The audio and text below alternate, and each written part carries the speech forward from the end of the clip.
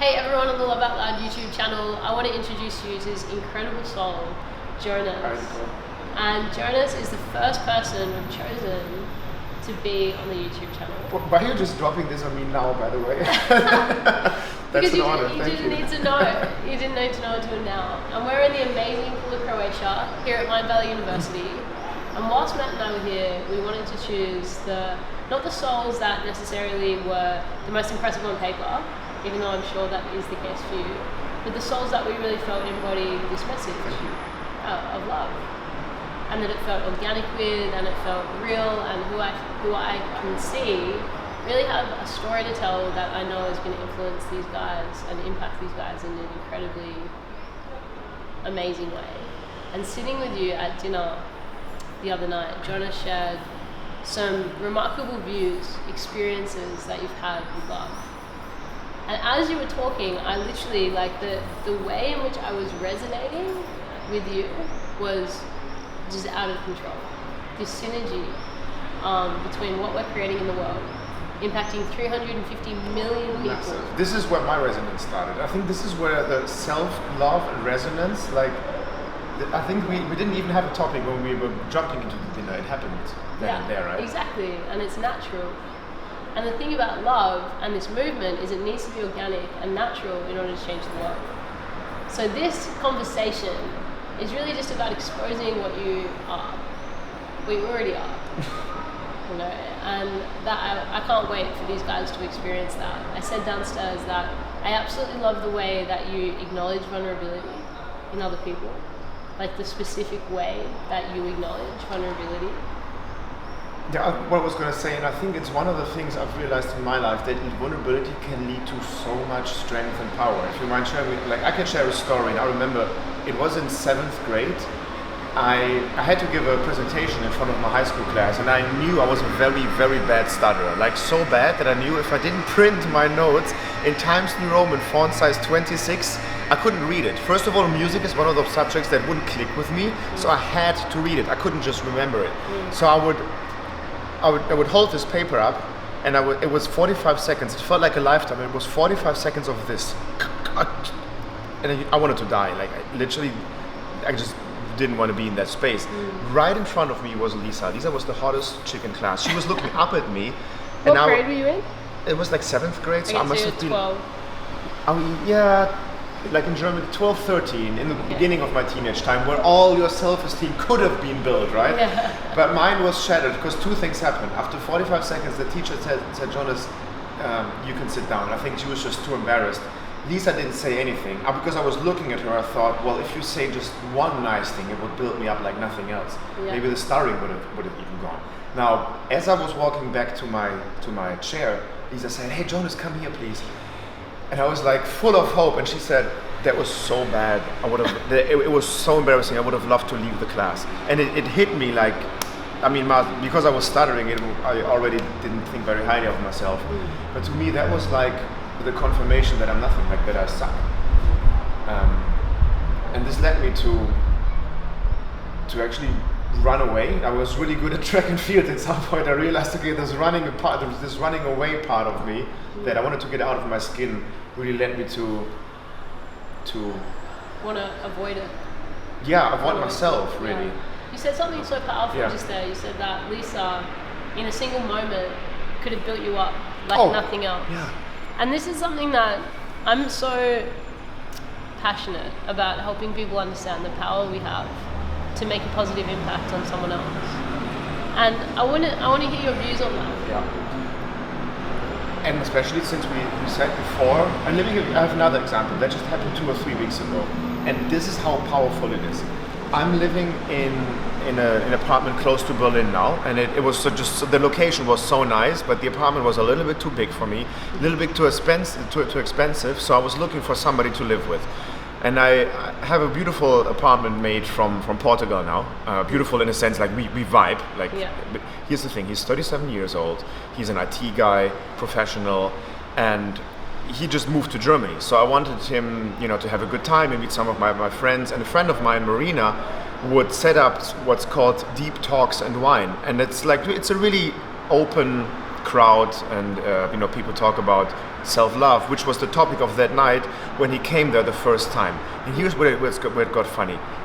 About half of the guys that were registered for the night canceled, and Marina was like, there's no way all the men just get sick just because it's a dinner themed for self-love.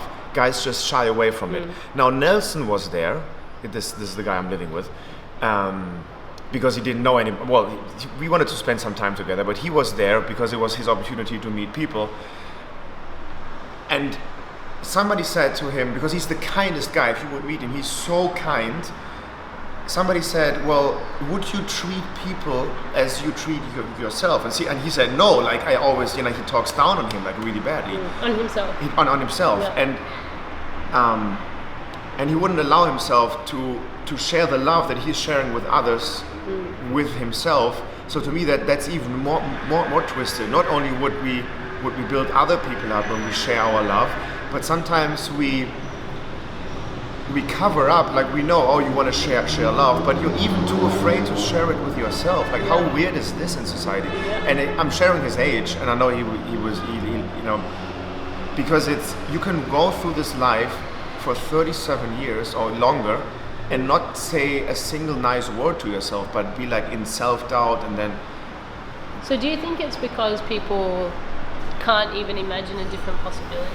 Do you believe it's ignorance, or do you believe that it's conditioning, that we are afraid to be seen, to love ourselves because it's perceived in a negative light by others? What's your view around that? I think especially for men, I think this is where it gets so important. Men are so socialized by, they need to create stuff, they need to manifest amazing builds, right? Yeah. And you get beaten down by all the amazing other things that are out there, and you feel like super small, and I think that's where people start beating themselves up and forget about their own power, because they, like, oftentimes if we scroll through Instagram, we see the beautiful life that everybody else is living, whether it's real even. Yeah. And I think people get in this downward spiral of, oh no, I'm not worth all that. Yeah. And then they become really hard because they're like, I need to work harder, instead of allowing themselves to love themselves first, embrace all the beautiful things that they already are. Yeah. And then build your life around that, which then I think would resonate. It would make an impact on how people would perceive you, I think. For sure. So then for you to even start conceptualizing these things and putting a language to these things, what was your journey? Surely it was more than just Lisa in that moment. Yeah. So Lisa was shutting you down. Lisa is probably, it's almost like the ultimate starting point of my self-image shattering. Yeah. But what happened, and it's funny when I'm sharing this, when some of my high school buddies are going to watch this, what, Jonas, you made all these stories up? I had I lost my virginity when I was 24. And that was you can imagine how much pain is in that, when you see all your high school buddies, all your friends dating, and I couldn't, I was trying to keep my soul safe in a way by sharing with others fake stories of who I wish I could have been, but I guess I didn't have the self-image to, because of that stories and many others, that I would even attract female love in my life. Yeah. So I so it perpetuated itself. Yeah. The belief built upon itself.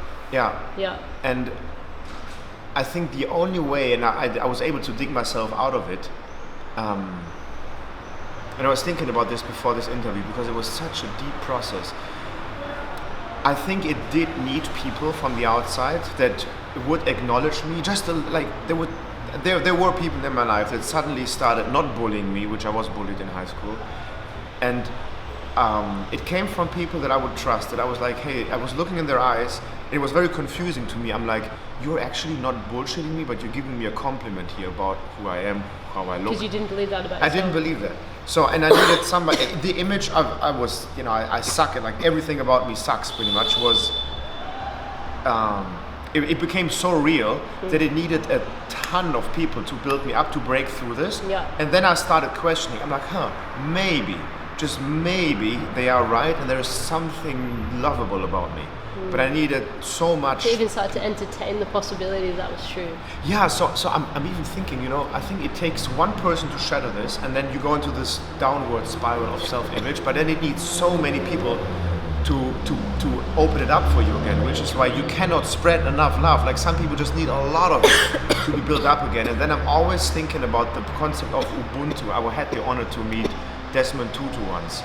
He won like the Peace Nobel Prize in South Africa, right? Because he stopped apartheid with Nelson Mandela. Yeah. And he said, people are people through other people. So I think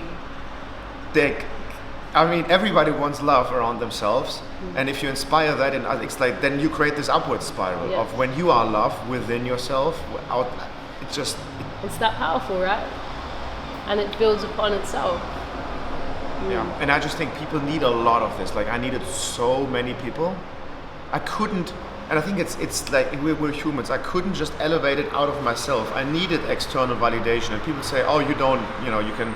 I couldn't. I didn't have the strength, and I think many people didn't have the strength to. So the last message to people that potentially feel the way that you felt as that 24-year-old who had insecurity to the point that you were even lying about what was real so that you could feel safe and okay. A message to those people. It's something I don't think I've ever said that before. So if I would have told myself something when I was 14, it's coupling that very thing that you think is your weakness with love, loving that weakness. God, I would have loved that somebody told me, Jonas, you stutter. Love that about yourself, because it's going to help you to grow into an amazing communicator. It's going to help you grow to love being on stage. It's going to help you grow, give a presentation to Lisa. So like love is the missing ingredient. How about like coupling love with your weakness? We all know what our weaknesses are. Well, love is encompassing all of it. Yeah. Love is that. It's not. We have these ideas of love, which is it can only be, it can only look like this, and it can only be positive, and we can only love the good parts of ourselves. But actually, the nature of love is to accept all of it, and it's medicine. Just like you said. And it's also the most powerful thing that you gave the seminar the other day, that you said, hey, if you're able, it doesn't need fixing, it needs, you said, acceptance or attendance, being able to attend whatever your weakness is, and it will dissolve. Yeah. To me, that is, actually, I've shared this with friends, this is the most beautiful takeaway I've had this Mind Valley U, actually, wow. that very message. Because it's so easy. Yeah. Life can be so simple. Ridiculously easy. It is ridiculously easy. That we overlook it because it's so simple. Yeah. It's the marketing world too that sells you all the fixing stuff, but you're like being aware of dissolves all the pain. You're enough. So are you, Matt. Thank you. We're all enough. Yeah, brothers. Yeah, brothers.